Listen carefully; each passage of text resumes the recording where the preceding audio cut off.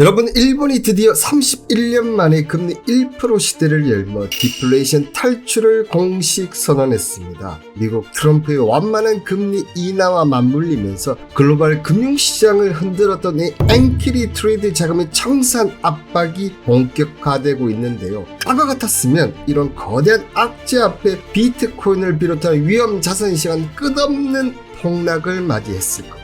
실제로 2004년 8월 블랙먼데이 쇼크가 그랬죠. 하지만 이번엔 다릅니다. 바로 블랙록 때문인데요. 오늘 영상에서 이 블랙록의 거대한 로드맵과 그 안에 반드시 폭등할 수밖에 없는 핵심 인프라 코인들까지 완벽하게 총정리해드립니다. 영상 끝까지 들으시면 모두 받아가실 수 있습니다.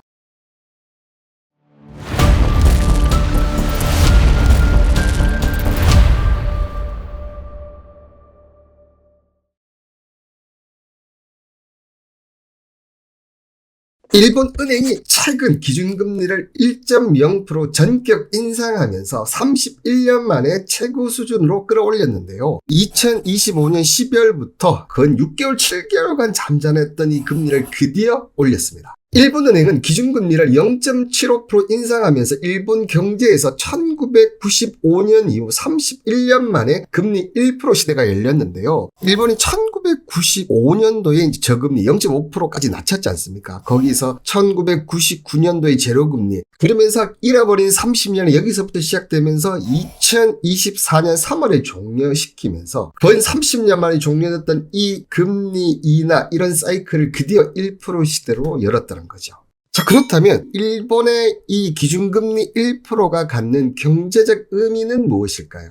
바로 가장 큰 상징성은 일본이 수십 년간 겪어온 돈을 풀어도 물가와 임금이 오르지 않던 만성 침체, 바로 디플레이션이죠. 이 만성 침체에서 완벽하게 탈출했다는 공식 선언이라는 점입니다. 여기에는 크게 두 가지 의미가 있는데요. 첫 번째는 금리 정상화 완성으로 이제 일본 경제는 기초 체력, 바로 임금 인상과 물가 상승, 이 기초 체력이 탄탄해져서 정상적인 이자를 받아도 굴러간다라는 자신감을 표현하는 거죠. 다만 반대로 두 번째는 내수 부담이 시작으로 일본 국민의 기업 입장에서 30년 만에 처음으로 대출 이자 부담이 눈에 띄게 늘어나는 시기가 되었다는 거죠. 정부와 개인의 엇갈린 의미가 있습니다. 그럼 이때 이 엔키리 트레이드 청산, 이 부분이 우리는 항상 시장에서 받아왔기 때문에 이 부분이 걱정이 많이 될 수밖에 없다는 거죠. 그럼 먼저 이 엔키리 트레이드 핵심 구조라면 왜 이 부분이 문제가 되는지를 알 수 있는데요. 자, 크게 세 가지 구조입니다. 저리 차입, 환전 이동, 그리고 투자인데 일본이 저금리 있을 때는 낮은 금리를 활용해서 엔화를 일단 조달합니다. 저금리니까 이 엔화를 매도해서 어떻게 합니까? 달러 등을 바꾸어서 고수익 자산으로 이동합니다. 여기에 미국 국채, 미국 상장주, 신흥국 자산 등으로 분산 집중 투자하면서 이런 자금들이 청산됐을 때 시장은 엄청난 충격을 받았다는 거죠.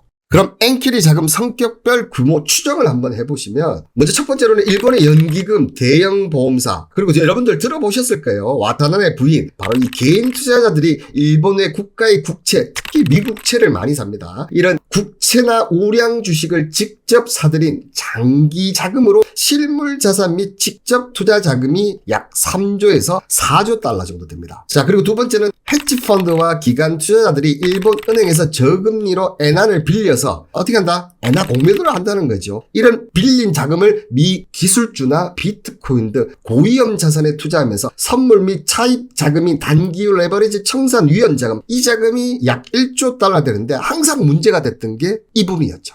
자, 그럼 이 엔키리 자금의 청산 가능성을 본다면 우리가 비트코인을 어떻게 대응한지를 쉽게 알 수 있는데요. 먼저 과거 사례를 한번 보겠습니다. 2024년 3월 이때 무슨 일이 있었죠? 바로 일본 은행이 저금리 종료 선언을 했을 때입니다. 마이너스 금리 종료로 선언하면서 BTC가 약 23%나 어마어마한 하락을 보여주었었죠. 자, 그로부터 2024년 7월부터 8월까지 금리를 조금씩 올릴 때거든요. 글로벌 자산이 1조 증발하면서 우리가 말하는 블랙 먼데이 쇼크가 바로 이때 있으면서 엔키리 청산 도미노처럼 모든 것들이 그냥 급락하는 그런 모습을 보여줬습니다. 그리고 가장 최근이죠. 2025년 1월 0.5% 인상하면서 20일간 최대 31% 급락을 하면서 도미노처럼 퍼진 글로벌 자산이 급락하면서 약 35억 달러 규모가 집행이 되었다. 이렇게 알려져 있습니다. 그럼 미일 금리 차이를 보면 2024년 쇼크 때와 현재의 상황을 비교할 수 있겠죠, 여러분들. 그죠? 자, 그러면 2023 7월에는 미국 금리가 5.5%, 그 당시 일본 금리는 0.1%로 격차가 5.4%에 달해서 이 NKD 트레이드 메리트가 극대화되어 있었죠. 그렇다 보니까 엄청난 청산이 나올 수밖에 없죠. 반면 2026년 현재 1월달은 격차가 4.5%였습니다. 그죠? 그렇지만 지금 미국의 완만한 금리 인하와 일본의 1.0% 인상이 맞물리면서 금리 격차가 2%대 중후반까지 축소됩니다. 자, 그렇다 보니까 0.5% 올렸을 때, 0.75% 올렸을 때, 1% 올렸을 때 점점점 NKD 청산과는 거리가 멀어지고 있다는 거죠. 이게 바로 축소된 금리 차이 때문에 공격적인 고레버리지성 NKD 트레이드의 기대 수익률이 낮아졌죠. 이게 바로 낮아진 레버리지 강도 때문에 지금은 청산 가능성이 높다 낮다? 낮다는 겁니다. 이 부분은 비트코인 차트를 봐도 알 수 있는데요. 6월 초에 일본의 금리 인상 확률이 90% 이상 점차지고 엔화 숏 포지션이 청산 위험에 노출되자 비트코인 ETF 시장은 이미 선제적으로 방어 태세에 돌입하면서 6월 둘째 주에만 약 6천만 달러 이상의 순유출을 기록하면서 투자자들이 위험 자산 비중을 줄이는 모습이 있었다. 그 부분 관련해서는 지난 방송에도 제가 얘기 드렸었어요. 그렇지만 일본 은행이 금리를 1% 올렸을 때 6월 16일과 17일 현재 금리가 1.0% 전격 인상된 당일 NKD 트레이드 위축 우려가 잔존하면서 ETF 시장의 전반적인 자금 유입이 극대로 제한되고 있으며 일본 매도세가 나왔지만 시장은 어떻게 됐습니까?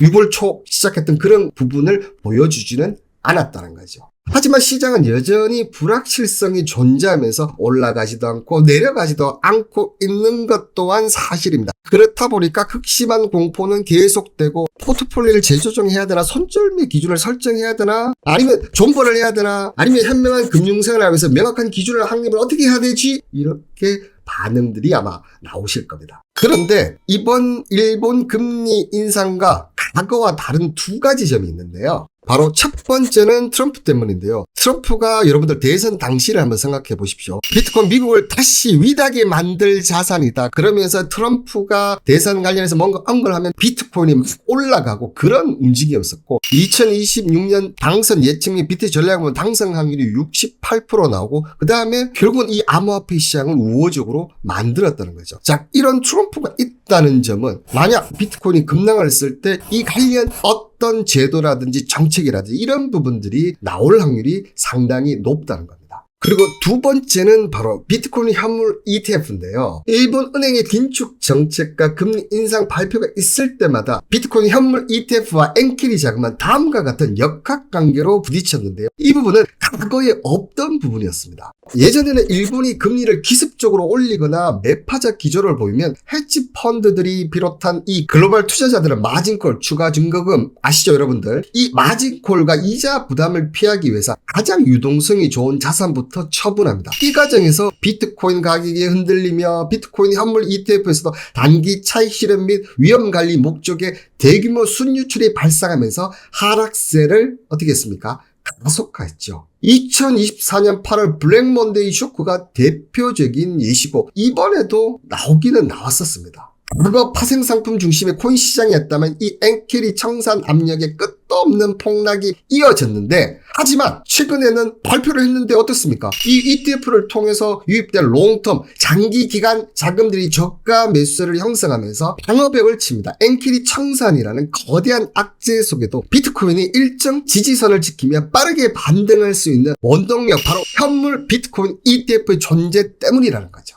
그럼 비트코인 현물 ETF를 세운 1등 공신이자 가상자산 시장의 판도를 바꾼 주요가 누가 뭐래도 블랙록입니다. 블랙록은 명실상부한 세계 최대의 자산 운용사로 전 세계 금융시장에서 막강한 영향력을 행사하는 금융계의 거인으로 굴리는 자산이 여러분 얼마인 줄 아십니까? 몇 년 전만 해도 하나로 1경원 이상이 되지 않았는데 지금은 약 10조 달러 하나로 무려 1경원 이상을 지금 자산을 굴리는 것으로 알려져 있습니다. 여기에 블랙록의 진짜 무서운 경쟁력은 바로 금융기술인데요. 전세계 주식, 채권 등 수조 달러 규모의 자산이 알라딘의 포트폴리오 분석과 리스크 예측 시스템, 이 시스템을 거쳐가기 때문에 금융시장에 보이지 않는 눈이라고 불리는데, 옛날에는 잠자는 시간을 못 받지 않습니까? 이 알라딘은 24시간 잠들지 않는 수익 모델을 계속 확인하고 있습니다. 이런 부분이 어떻게 보면 블랙록이 지금의 블랙록을 만들었지 않나 보이는데요. 글로벌 ETF 시장의 지배자 비트코인 현물 ETF IBIT 여러분들 아시죠? 이 IBIT 개인 투자자부터 거대 연기금까지 모두 블랙록의 고객입니다. 2026년 6월 현재 기준 블랙록의 대표적인 현물 비트코인 ETF는 이 IBIT의 자산 운용 규모는 약 490억 달러, 하나로 하면 약 68조 원 수준으로, 그렇다고 본다면 여기서 물량이 계속해서 쏟아진다면 엔키리 자금 청산이 나올 가능성이 상당히 높은데, 일부는 나왔습니다. 그죠? 지난 방송에 제가 언급드렸는데, 일부는 나왔지만 물량이 쏟아지지 않는다면 엔키리 자금도 나오지 않는다고 봐야 하는데, 그걸 알라딘이 분석하고 지금 비트코인이 현물 ETF가 그렇게 지금 나타나고 있다는 겁니다.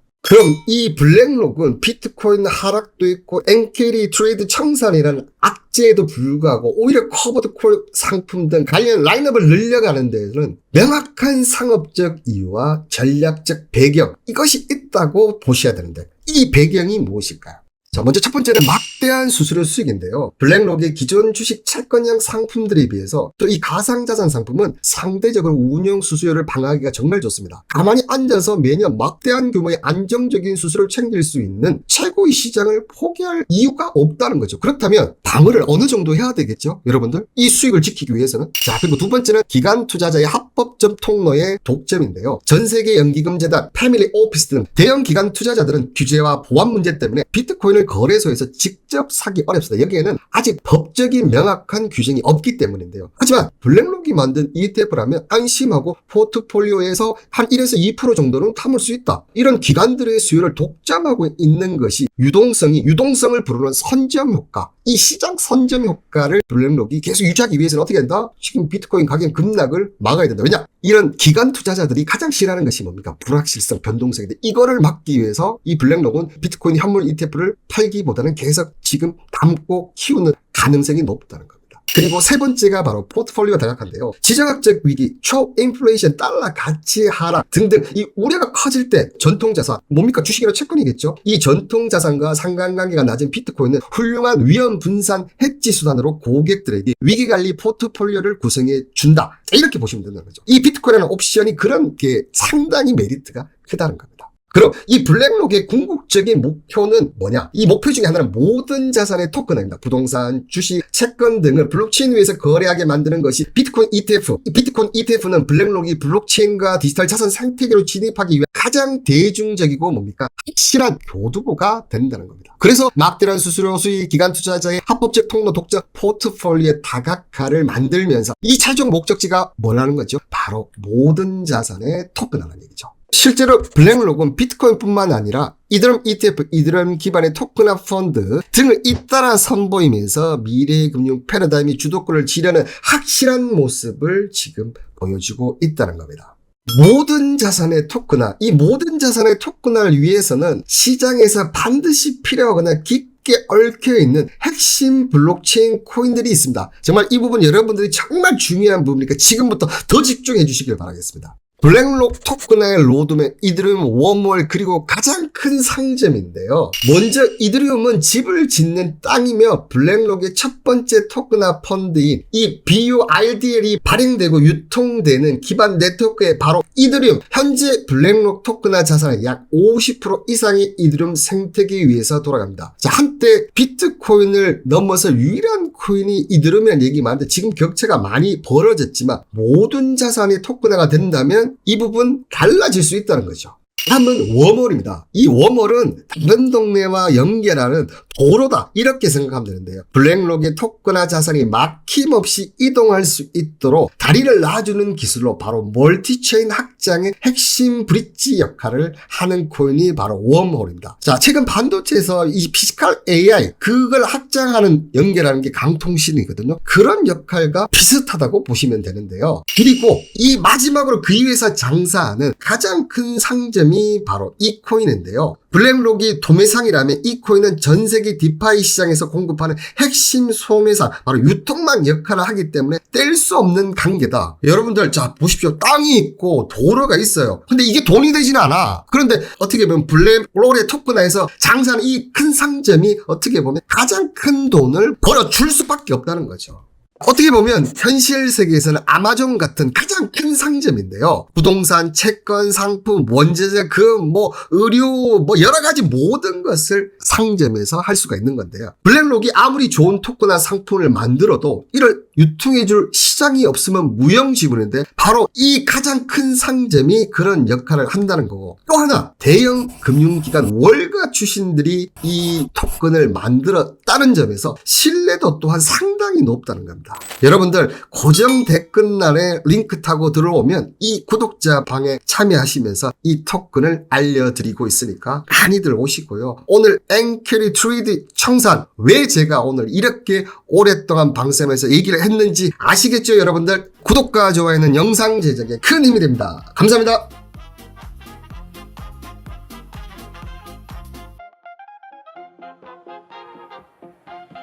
왜